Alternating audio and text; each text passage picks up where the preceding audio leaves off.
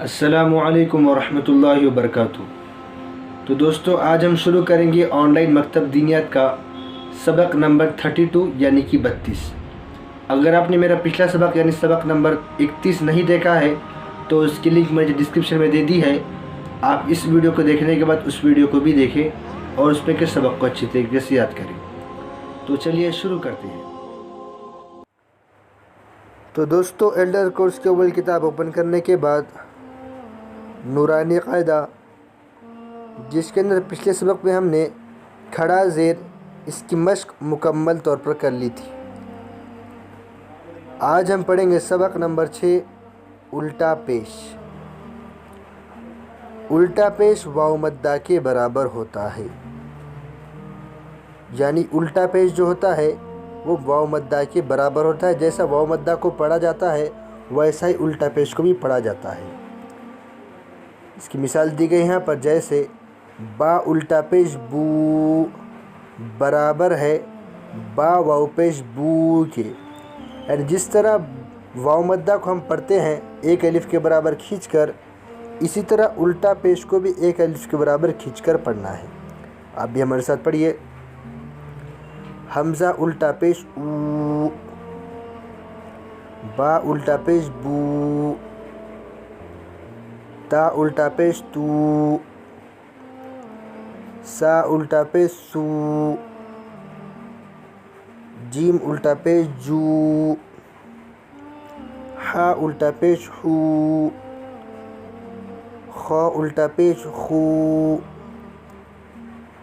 دال الٹا پیش دو، زال الٹا پیش زو، را الٹا پیش رو، زا الٹا پیش زو، سین الٹا پیش سو، شین الٹا پیش شو، صاد الٹا پیش سو، زاد الٹا پیش زو،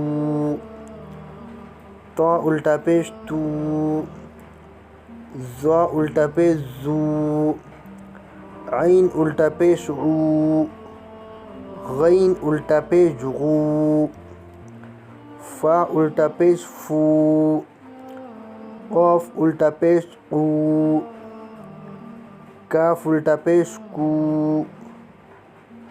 لام الٹا پیش لو، میم الٹا پیش مو،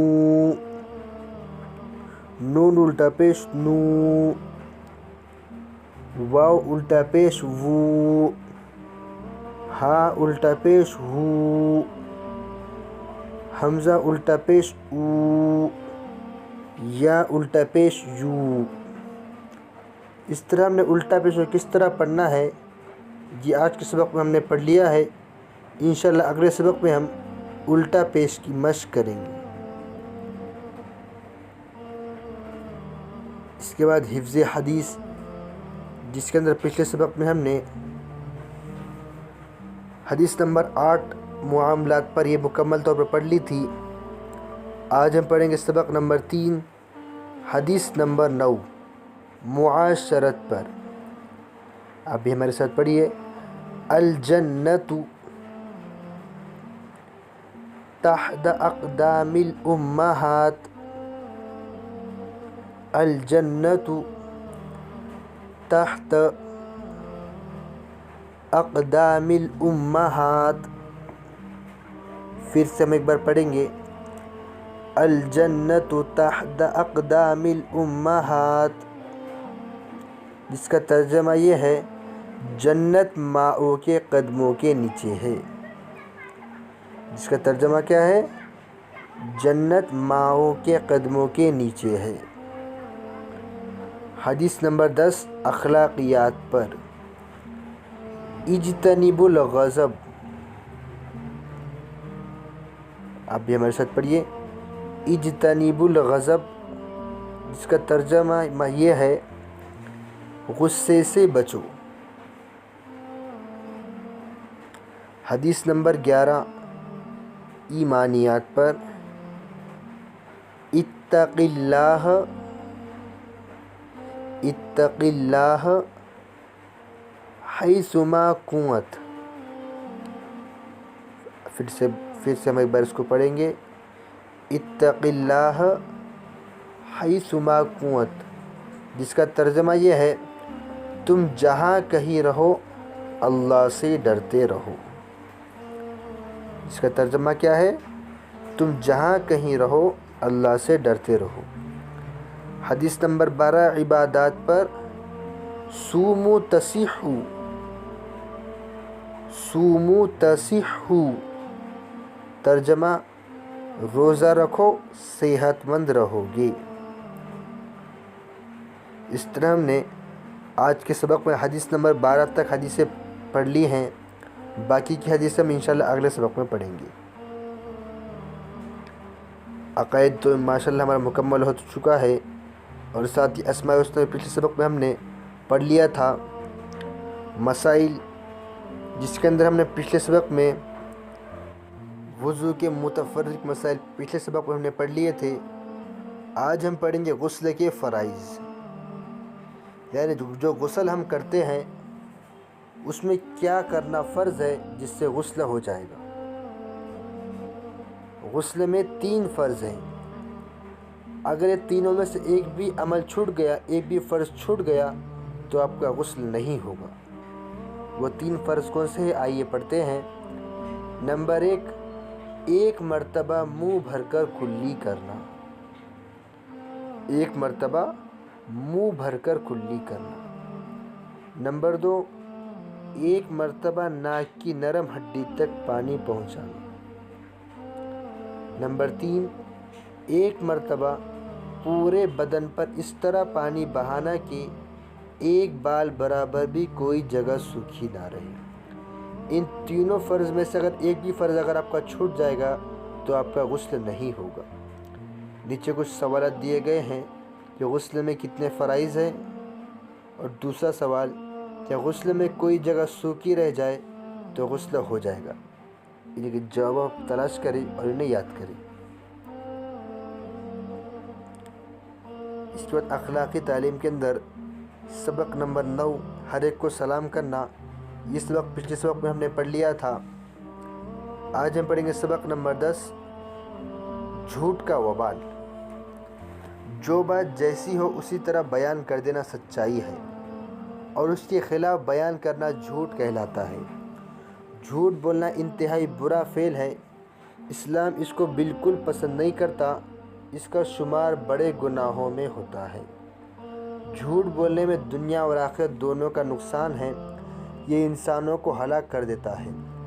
جھوٹا آدمی لوگوں کی نظروں سے گر جاتا ہے اور اس پر سے لوگوں کا اعتماد ختم ہو جاتا ہے، اور جھوٹ بولنے سے برکت اٹھ جاتی ہے. اللہ تعالیٰ جھوٹے لوگوں کو قیامت کے دن سخت سزا دیں گے. حضور صلی اللہ علیہ وسلم نے ایک مرتبہ اپنے خواب کا ذکر فرمایا جس میں جھوٹے آدمی پر ہونے والے عذاب کا ذکر کرتے ہوئے فرمایا، پھر ہم ایسے شخص کے پاس پہنچے جو لیٹا ہوا تھا، اور اس کے سر کی طرف ایک اور شخص تھا جو لوہے کی کینچی سے اس کے جبڑے اور آنکھیں اور گدی کاٹ رہا تھا. جب ایک طرف کاٹ لیتا تو دوسری طرف کاٹتا. ابھی ایک طرف پورے طور پر کاٹ بھی نہیں پاتا تو دوسری طرف صحیح ہو جاتا. میں نے اپنے ساتھ موجود 2 فرشتوں سے پوچھا یہ کون ہے؟ انہوں نے بتایا یہ ایک شخص جھوٹ بولتا تھا، اسی کی سزا دی جا رہی ہے.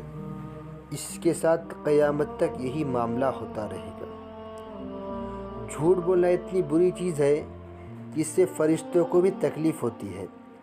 حدیث میں کہ رسول اللہ صلی اللہ علیہ وسلم نے فرمایا، اذا کذب العبد تباعد عنہ الملک میلا من نتن ما جاء به.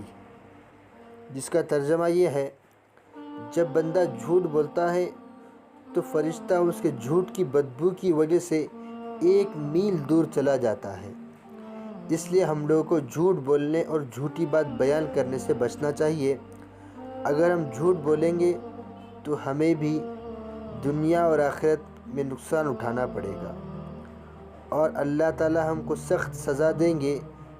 اسی طرح سنی سنائی باتوں کو بغیر تحقیق کے بیان نہیں کرنا چاہیے.